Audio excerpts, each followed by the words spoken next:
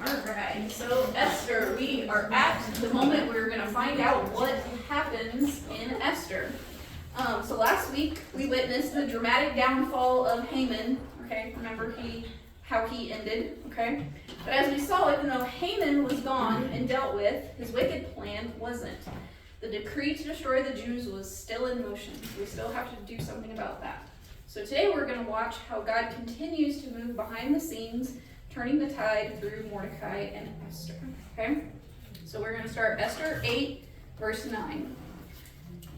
The king's scribes were summoned at the time in the third month, which is the month of Sivan, on the 23rd day, and an edict was written according to all that Mordecai commanded concerning the Jews. So the satraps and the governors and the officials of the province from India to Ethiopia, 127 provinces, to each province in its own script, and each people in its own tongue, and also to the Jews in the script and their language. And he wrote in the name of King Ahasuerus and sealed it with the king's signet ring.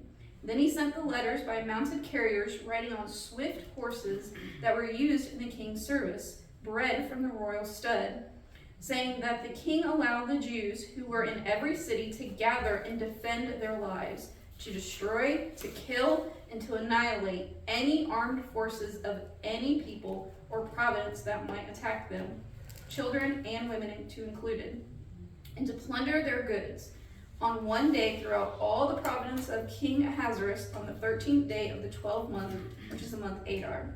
A copy of what was written was to be issued as a decree in every province, being publicly displayed to all peoples, and the Jews were to be ready on that day to take vengeance on their enemies.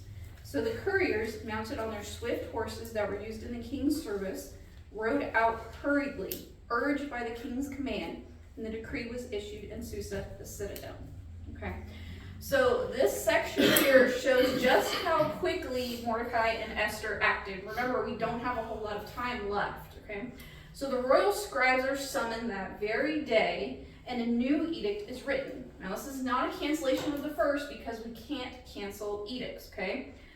But instead, this is a new decree offering that the Jews were allowed to now defend themselves against anyone who would seek to attack them, okay?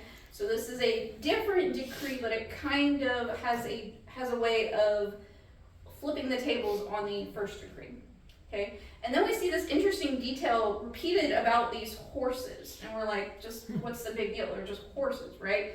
Well, these are actually the king's best. These were the king's horses that weren't normally used to deliver edicts. They had other horses that were used to go throughout the kingdom. But because they wanted to get this message out as fast as possible, you hear the urgency here. They are using the fastest, most powerful horses to get it done, okay? So you see that urgency in the scripture that we're going to use the best horses to get out there, okay? So this decree, we're told, is sent out on the 23rd day of Sivan, which is 70 days after the first decree was sent out. And the number 70 that shows up in scripture represents completion or perfection. So we have a little nod to that God's plan and his timing are actually pretty perfect here. Now we still have 9 more months to the day of conflict, but remember, we've got to cover 127 provinces that stretch all over the place, okay? It could take months to get from one end to the other. It's even possible that the outer line regions haven't even gotten the first decree yet, okay? Because it could take up to 3 months to reach the ends of the borders. Hey Jenifer, you said something different than what my Bible says. My Bible says that the provinces from India to Kush. Mm-hmm. Ethiopia. That's like northern Africa. Mm-hmm. That area is either Kush or Ethiopia, depending on modern term or ancient term, but it's the same area. Yeah. So it's a huge area. It's a big, humongous area that King Ahasuerus deals with. All right. So we have this edict, and it's being ready to be sent out, and it's going through all of the world at that time underneath King Ahasuerus. So how do you think the Jews who get this second message, what must they be feeling or thinking at this moment? Imagine. So did they get the first one so they knew that there was a day that they were all going to be mass slaughtered? Yes. Oh. And now the second one comes out 70 days later. That says defend yourselves because it's Defend coming. yourselves. Because So it's coming. still not an overturning, it hasn't been erased, Right. but now you get to defend yourself. Okay. Did the first one say you couldn't defend yourself? It wasn't written that way, but it seems that that was kind of the undertow, Right. that they're just gonna be Yeah, they're just annihilated. Be annihilated. Yeah. And now they have a royal decree that they are allowed to defend themselves. I can imagine. A little bit of Yeah. joy maybe, a little bit of some Really, relief. enjoy, but Probably. you still gotta face Until it. you're thinking, how are we gonna do this? How am I gonna defend myself? Yeah. And my family, start sharpening your swords and your pitchforks. Yep. Literally, they would take pitchforks to battle, okay? If you guys have seen the House of David episode where they go to battle and they all got some pitchforks, that's legitimate. You got the tools at hand, that's what you take into battle, okay? So not everybody had a sword, but yeah, so they have to now prepare for battle, okay? So a little bit of hope, but still, you know, unsure of what's going to happen. How did that make others who would have thought about attacking or who were planning on the attack, what does it make them think?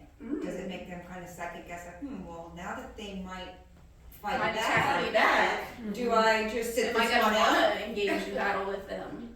Absolutely, because it says anyone who wants to attack, they're not being required to kill the Jews. So this is now a choice that everybody has. You have a choice to fight, you have a choice not to fight, you have a choice to defend yourself. So we see the human will here. We're now going to give every person free will to choose to attack, to choose to defend, to choose So not to before in attack. the first decree, did they not have the choice on whether or not they were going to attack? They were just ordered to attack and annihilate all the Jews? That was Okay, the and order now from it's the been king. changed, okay. And if you defended yourself, that was a That was a no-no. crime. Yeah, that was a crime. Yeah, you were gonna be slaughtered one way or the other. Okay. Okay? So we're all on the same page about the decree, alright, but we're still months ahead of schedule here. Alright, so let's see verse 15. Then Mordecai went out from the presence of the king in royal robes of blue and white, with a great golden crown and a robe of fine linen and purple. And the city of Susa shouted and rejoiced. The Jews had light and gladness and joy and honor. And in every province and in every city, wherever the king's command and his edict reached, there was gladness and joy among the Jews, a feast and a holiday.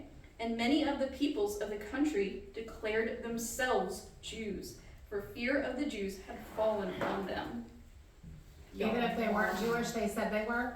Yeah. That was a Could you imagine? That was a quick switch, right? Well, why? What'd I miss? Why did they do Okay, that? so let's Oh, break we it haven't down. talked about that yet. Okay. Yeah, so let's break it down. Alright, so we see Mordecai, he goes out and he makes a public appearance as second in command in these royal robes. And can you believe the transformation? Remember last time we saw him, he's in sackcloth and ashes except for his one day that he got to have a parade. Okay, and now he's in blue and white robes with a gold crown and a purple cloak. And these colors aren't just pretty colors, they're not even Persian colors. They should call your attention back to Exodus 28. These are priestly colors. Okay, so it's very interesting that Mordecai chooses these specific colors to present himself out there. This also mirrors his parade in chapter 6. Okay, so we kind of got to see a little foreshadowing of his one-day parade, and now he's going to get to dress like that every day. Okay, and then we hear an interesting thing that happens to the people who hear of Mordecai's rise and the second decree. They rejoice with joy, with gladness, with celebration. Even though the battle is still looming, it's still ahead, it's still coming their way, they're celebrating what God is doing here. They haven't even fought yet, but at least the hope and the promise that is coming their way. And we're told, interestingly, that some of the Gentiles convert to Judaism because of the fear that they see. And that word is not fear like, I'm terrified that the Jews are going to overthrow us. This is all of their God is really up to something here. Their God can take care of them even against the Persian Empire. Okay? So some of them recognize God's hand in all of this, even though it's not said the fear of Jehovah, it's the fear of Mordecai, okay? About how they watched his rise and fall, of his humbleness and of his rise, that God was going to take care of them, and God was going to do what he promised his people, okay? So this isn't just a political turn of events. It is definitely a spiritual turn of events that we have going on here. This is not about just policies and kingdoms. This is about spiritual warfare and spiritual turning of souls. Okay? So let's find out what happens. Chapter 9, verse 1. Now in the 12th month, which is the month of Adar, on the 13th day of the same, when the king's command and edict were about to be carried out, on the very day when the enemies of Jews hoped to gain the mastery over them, the reverse occurred. The Jews gained mastery over those who hated them. The Jews gathered in their cities throughout all the provinces of King Ahasuerus to lay hands on those who sought their harm, and no one could stand against them, for the fear of them had fallen on all peoples. All the officials of the province, and the satraps, and the governors, and the royal agents also helped the Jews, for the fear of Mordecai had fallen on them. For Mordecai was great in the king's house, and his fame spread throughout all the provinces, for the name Mordecai grew more and more powerful. The Jews struck all their enemies with the sword, killing and destroying them, and did as they pleased to those who hated them. Okay? So the day finally arrives. The Jews have now been preparing for it. The Jews are now ready. And it's actually kind of funny, in the original text, we get the reverse occurred, and in Hebrew it said the tables were turned. Okay? A nod to all of the feasts that we've been having, so we have another set of tables here. The tables were turned. And that's a pretty powerful phrase that we have in the book of Esther here. And we're even told that the king's officials step up and support the Jews. Okay? They could have also chosen sides, and they choose the sides of the Jews. Okay? And Mordecai's influence is spreading throughout this entire province. But remember, these Jews weren't warriors. They didn't even really have their own homeland yet. It was starting to be rebuilt at this time. But now, they not only had their God's backing, but they had the king's backing. Okay? Because all of the edicts that went out and all of the royal horses that showed up, everyone is starting to see, okay, we're now switching sides to the Jewish side here. And we're reminded of Romans 8:31. If God is for us, who can be against us? Yep. Okay? So have you ever experienced a tables turn sort of moment in your life where you thought everything was going one direction, and then all of a sudden one day, everything just kind of shifts and everything starts working out? And it's like, wonder what God's doing here. So this is the day for the Jews that they are starting to realize that they are not going to be destroyed and wiped out from the face of the earth. That God, who they have abandoned, has not abandoned them and is ready to fight for them, and even includes the Gentile kings and his armies to come with them and So back them. Does this mean that the Gentiles actually attacked them? So we still have people in the provinces who are so- choosing to attack. Yes. Okay. Yeah, and we're going to find out just how many of them. But yes, so they all have a choice now. So the ones who are attacking are doing it by choice, not by edict. Okay? Alright, so verse 5. The Jews struck all their enemies with the sword, killing and destroying them, and did as they pleased to those who hated them. In Susa, the citadel itself, the Jews killed and destroyed 500 men. Now, what you will find in the next 3 verses is a list of 10 names. They are Persian names that are ridiculously hard to say, and they're on purpose. So imagine if somebody asked you to name the 7 dwarfs. Okay? This is kind of how it would feel in a Hebrew mouth. You actually tripped over them on purpose trying to say all of these names, and they're actually almost all acknowledgments to deity from Persians. Okay? From Persian deities. So I'm going to skip over them, okay? You want me to try to say all of them? No, you're fine. You're fine. Okay. I do have the phonetic spelling of all of them, but they're literally to be tricked over on purpose on your tongue. So these 10 men who named here, in verse 10 we find out, the 10 sons of Haman. Those 10 men listed are the 10 I love your response sons to this. of It's so Haman. Now Haman, go ahead. I didn't see that one coming up. Just wait. Oh, just wait. No, Stop some I more didn't see that table turn coming moments. at all.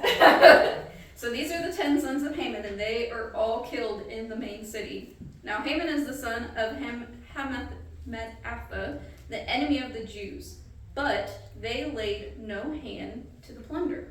So in Susa, where that's our main capital, that's where the palace is, 500 men are taken out on the first day, and Haman's 10 sons are all killed. I love that they Wow. were called out. They were called out by name, named in scripture as a way of saying that the threat was permanently dealt with. Haman's line ends here. So His his 10 sons. tribe was His tribe is annihilated, it's wiped out. Yeah. And we also get this interesting nod in verse 10 that the Jews don't take any plunder, even though the edict said they were They fully can't. allowed to do so. So we're told that they don't take anything. Now this is a nod back to when we first started in our introduction to 1 Samuel 15. Because remember, what was Saul's problem? He took He took plunder that he wasn't supposed to from the Amalekites. So we have the Jews now obeying where Saul did not. So we are rectifying that situation here in Scripture. Okay? Alright, so let's continue on. Verse 11. That very day, the number of those killed in Susa the citadel was reported to the king. And the king said to Queen Esther, in Susa the citadel, the Jews have killed and destroyed 500 men, and also the 10 sons of Haman. What then have they done in the rest of the king's province? Now what is your wish? It shall be granted to you. And what further is your request? It shall be fulfilled. And Esther said, if it please the king, let the Jews who are in Susa be allowed tomorrow also to do according to this day's edict. And the 10 sons of Haman be hanged on the gallows.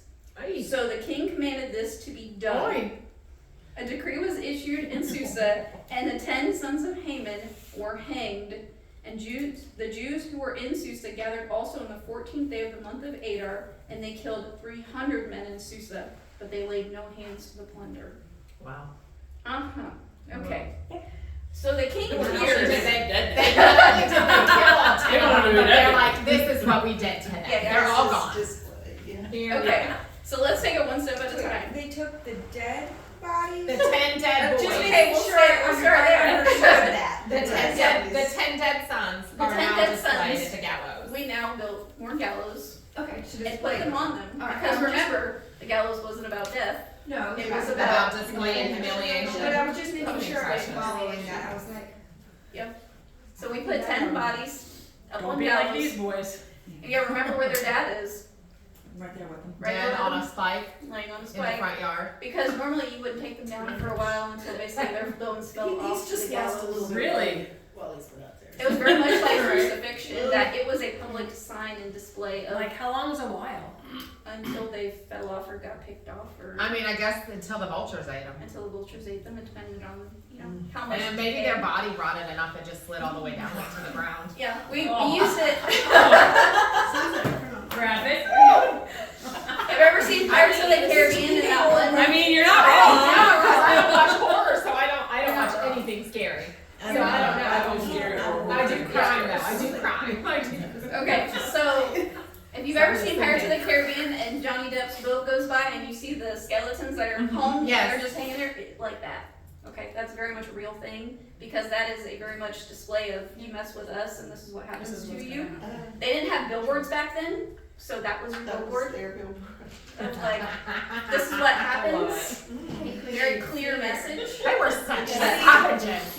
It would invoke fear and Absolutely. remembrance. Yeah. Yeah. I mean, that's I feel like just some, I feel like some people need a You little know more that when we fear. were out in the country, it's not like it When I was a ended. child, No. it was still that way. Like it only died Still out. in this, or this Yeah. generation still lost your Yeah, touch for yeah, it. the You Geneva still lost Convention your and- feeling. Yeah. I mean, So, that yeah. was in the I mean, 70s. in all reality, that's, It's a very real thing.